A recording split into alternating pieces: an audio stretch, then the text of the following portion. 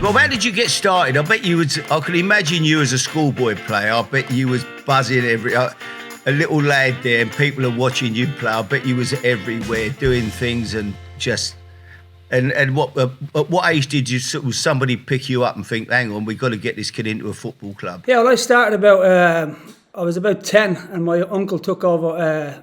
He took over the team a year later. But the year before that, there was like these 30 lads turned up for the. For trials, if you like, and I was always just the smallest and the skinniest, so he just picked the big lads, and I kind of got left to the side and said, I'll come back next week. But my brother was there, who was 4 years older than me.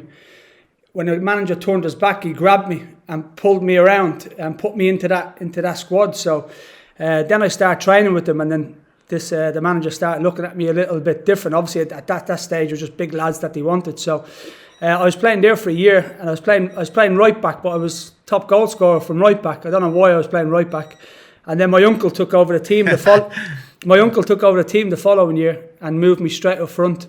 And then played there for a couple of years, and then started to do well. But that was just a local team, and then I had to move to a team called Coventry United, who was a better team that would be more recognised, in Dublin, so that the scouts would go and watch. So once I started going there, a few people started watching me, but I was definitely that kid that was always on the street, got dragged in by the mother from after school till 10 o'clock or 9 o'clock, whatever time she called me in, always on the street playing football. Yeah, I could imagine, yeah. But where did you first, who brought you over to England, Rob? How did that come about? Yeah, well, I was at Crumlin, and a few trials. I was at West Ham. I think actually you were the gaffer there. Was you? I think so. Yeah, I was 14, and bloody hell.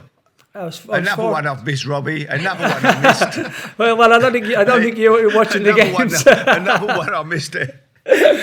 Yeah, so. Oh no. I could have signed for West Ham, and then I just liked Wolves. I just felt real homely, and in my mind, even at that age, I always thought that. I could have signed for Liverpool as well, and which was a Liverpool fan, and which was hard to kind of turn down. But I had in my own head, I wanted to get an opportunity as soon as possible, and to play in the first team. And that was even at that age was my kind of mindset, And I was lucky enough to play 1 year in the youth team, and then I got dragged up. I actually got pulled up to two training pitches beside each other at Wolves. One's on the hill. The youth team was training there, and someone got injured in pre-season, and he just pulled me down. And then I remember my first touch was I rolled into him and I flicked it over Keith Curle's head and stuck it in the top corner. And for the whole training session, Keith Curle was following me around the pitch, trying to absolutely smash me. But I quite enjoyed it. I quite loved it, and because all the lads were laughing. All the lads were laughing at him, so it made it even worse. I thought, Curly, he's a character. He was one that didn't take any prisoners, and he was the captain as well. So all the lads were laughing and joking, so he didn't take it too kindly. So from that day forward, I went to Scotland with pre-season, and then managed to get myself in the first game of the season against Norwich and scored two in my debut. We won 2-0. Fantastic. Yeah. What's it like, Harry? So just quickly, so Robbie says he goes to Wolves and does a bit of brilliance in the training ground. When you have some of the young lads come through, what that balance between, do you want them to show what they can do? Yeah, absolutely. I mean, what Robbie's saying there was very similar to when Kenny Dalglish came to West Ham. Kenny came as a 14-year-old, but no intent, was never going to sign for West Ham, but was doing the rounds, looking at different clubs, but he was always going to go to Celtic. But he came to West Ham for about 10 days and played in a practice match against the first team. He was an under-15 boy, schoolboy international for Scotland, and he did something that was just, he got the ball into his feet, edge of the box, up the angle, held it in, dropped his shoulder, turned away and bent it in the top corner. And all the players, Bobby Moore, who was the captain, everybody all stood there and started clapping him. It's like Robbie saying he did something, but he flicked it over Keith Curle's head, who's the captain, and did something. And straight away you think, oh my God, this kid's special, Yeah, Rob, has there any ever been, when you got to sort of the end of your career, has there anyone been someone young who's come in and you've gone, geez, he's got some talent, this kid? There's a few players I played with. I mean, obviously Gareth was probably stand out, Gareth Bale, because obviously the gaffer had him at young as well. So he came in as a left back, and we kind of knew that he wasn't a left back because he he had too much ability to be a left back, and he wasn't really a defensive minded player. But he would just do things. He'd just knock it past people and just literally, leave them for dead.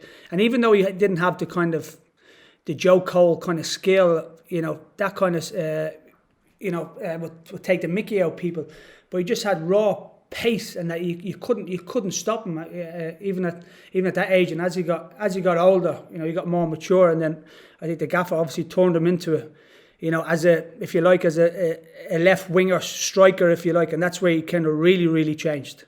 But so Wolves, Rob, you get in Wolves first team, and then suddenly you start to, things happen, and obviously you make your mark there. And then what was the first move? That was Coventry. How did that move come about?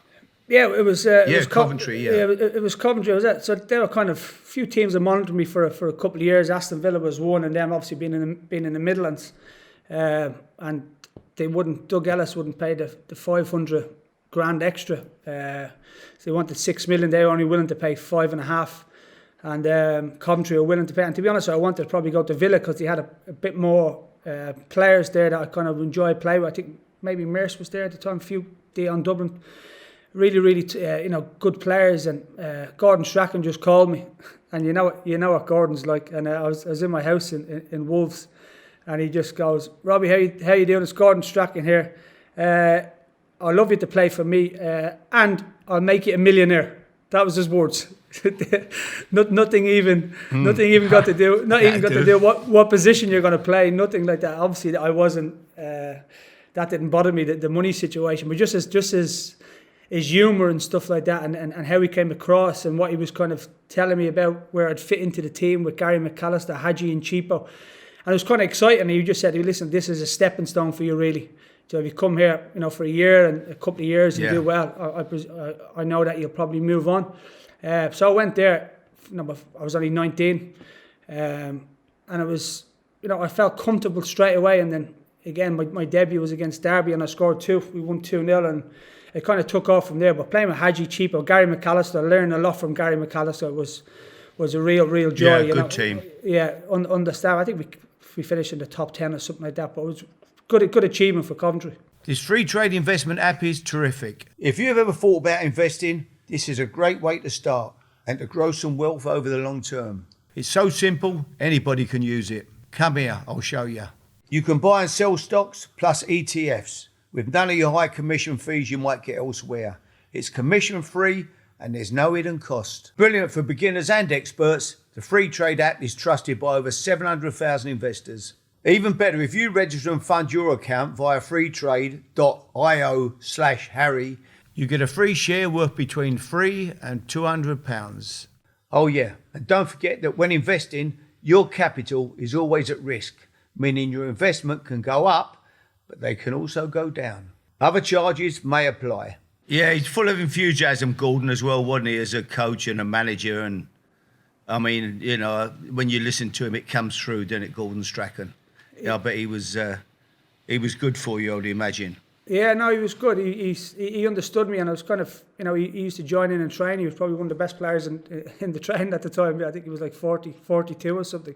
But he loved the five-a-sides. But just to he would have been, yeah. Yeah, pick his brains and stuff, and how he played, and how his approach was, and his professionalism, even at that age, and certainly rubbed off on the players. So, how long was you there, Rob? Yeah, just a year there, Gaffer. I know Inter Milan was watching me for a few months. I heard, and I just came end of the season. Gordon put me into the office, just said, "Listen, I don't want you to go, but you have to go because the money the club is getting. I think it was 13 million at the time, and also I think it goes for your career. I think to play for one of the biggest teams in the world, Inter Milan. I think it's a no-brainer really for us. So, incredible. So listen, I went there. It didn't work out as well as I was wanted. I probably went a little bit too early, if I'm being totally honest. I think it probably would have suited me around 23, 24 years of age, but I was only 20 when I got there. So but the experience there and understanding the different lifestyle and how they do things and how they prepare themselves for games and how they they eat. And the players there, just Fieri, Ronaldo, and Hakan Şükür, and Sinetti, and people like that. So it was always going to be tough to certainly get into the team. But I played a good few games, and I was in and out of the team, and then But it's certainly something that I probably wish I had done maybe a few years later rather than at only 20 years of age. But that was a move, Robbie, that every player back in the day, everybody dreamed of going to Italy. Only the very, very best players went to Italy. You know, if you got a move out there, you had to be special. We're going all the way back to the great John Charles, Dennis Law, Joe Baker. They were players back in my, before my, that were Greavesy. Jimmy went out there and played for a spell and found it difficult, Jimmy Greaves. But to go to play for Milan, Inter Milan, what a thing to do. I mean, to put that shirt on, Robbie, must have been an unbelievable feeling, iconic, isn't it? It's just so special. And as you say, I'm sure you must have learnt so much out there, the way they prepare, they eat right, live right. It's just a completely different culture, I'm sure, preparing for the games, must have been an amazing experience for you. Yeah, it was. Just like even with, we'd have afternoon training sessions and we would stay in the training ground, in the rooms, I was rooming with Clarence Seedorf at the time. And oh, what a player. Oh, my God. Yeah, top player, but he's the worst roommate ever because at night time, I used to always, before 12 o'clock, my rule was like sleep before 12, no matter what. Where Clarence would get his laptop and he put on like movies about 11 o'clock, 12 o'clock. Say, we watch a movie because we can sleep in the afternoon tomorrow because the game's not till the evening. But then he put he put the Lion King on, all animation movies on for a couple hours, and then he goes, let's go down and have a cup of tea. So then we go down to the kitchen in the training ground and make ourselves a cup of tea and always have a lemon cake. So I'd be going to get sleep till 2:30. I'm thinking, this is not right. We go for like a little walk around the training ground, a bit of shape, and then in the afternoon we go to sleep. Now I'm terrible at sleeping in the afternoon. I could lie in the bed and just like close my eyes for about 5 minutes, but he would sleep for 3 hours, and I'm wide awake looking at him, going, "How is he sleeping for this long?" But he was completely fine. But I was struggling in the afternoons to sleep, so I had to say to him, "Clarence, no more animation movies night before our games because I can't sleep in the afternoon like you can." Obviously, went to Liverpool and then another bad move for you, Rob.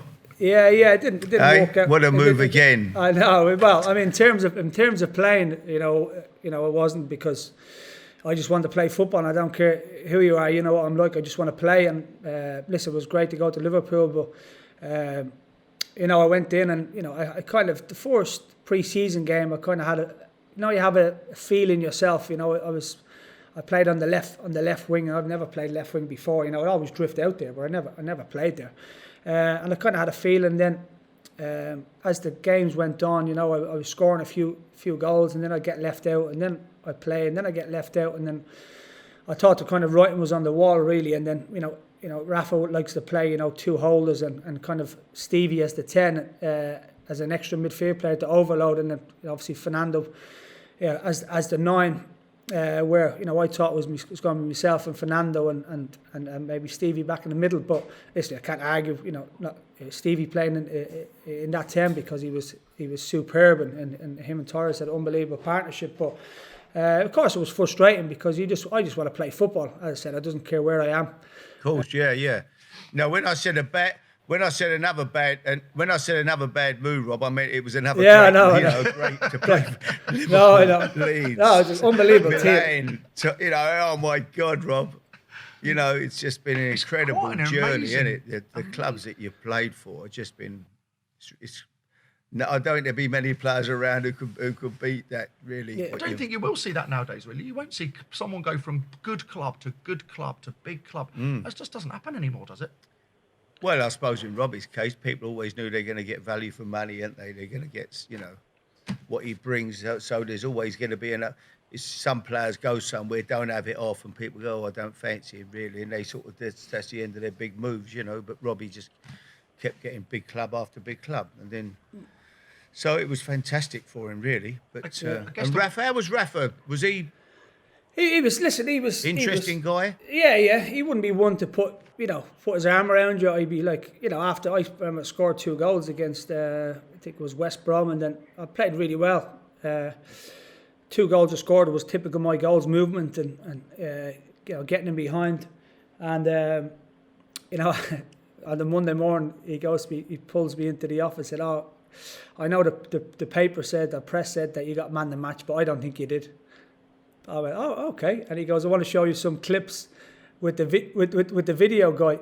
And so I went in with this video guy, and I thought it was going to be the Rafa as well in there. It was just me and the video guy, who's never played football before.